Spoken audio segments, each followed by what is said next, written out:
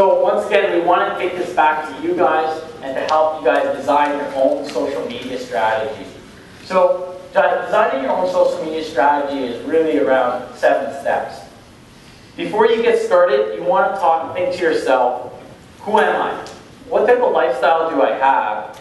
Is it more conducive to quick and informal messages? Then you might want to just choose Twitter to get started on it.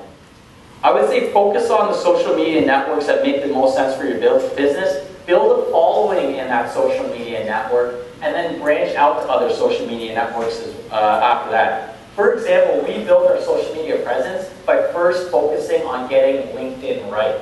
And then we went into Twitter after that. And we haven't even actually built a Facebook strategy for our own company, but it is something that we do for other companies on a regular basis. And that's maybe a perfect example of us choosing to do some activities and choosing not to do other activities. The other thing is that you want to align your resources, your people, and your time and your money towards your social media strategy once you've decided the first 3 things.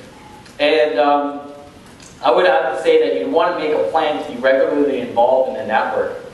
For example, the first thing that Trevor did was to download Twitter for his BlackBerry. So that was his plan to stay in touch. He just didn't sign up for a profile and say that I'm going to be in touch with this when I go home.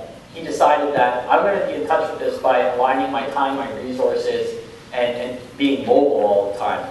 Another thing to note is that when we first started our business, we had a lot of time for blogging. And now that we're growing right now, we don't have so much time for it. But all of our new hires at our company, all the marketing coordinators, we've delegated it to them now. And it's becoming a part of their regular tasks.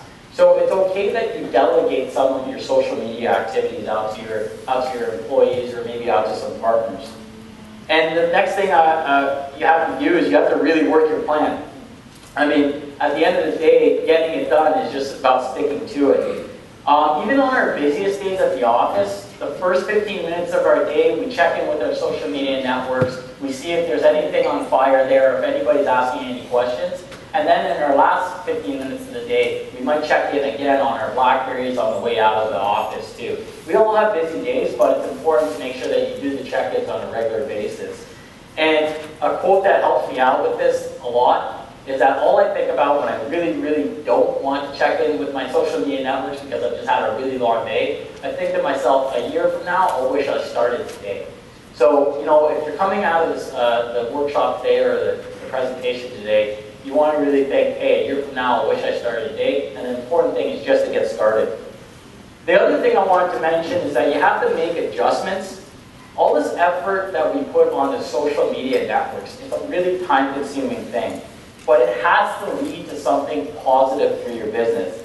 Every month, my business partner and I sit down and we analyze our Twitter following. Is it growing? We analyze our social media network, Social Media Marketing Canada, our group, and we think to ourselves, is that growing as well? And then we think to ourselves, okay, our clients, how are they finding out about us? Are they finding out about us through Twitter or LinkedIn? Is it working what we're doing there? If you're not winning more suspects, prospects, clients, or super clients on a social media network, you have to change whatever you're doing.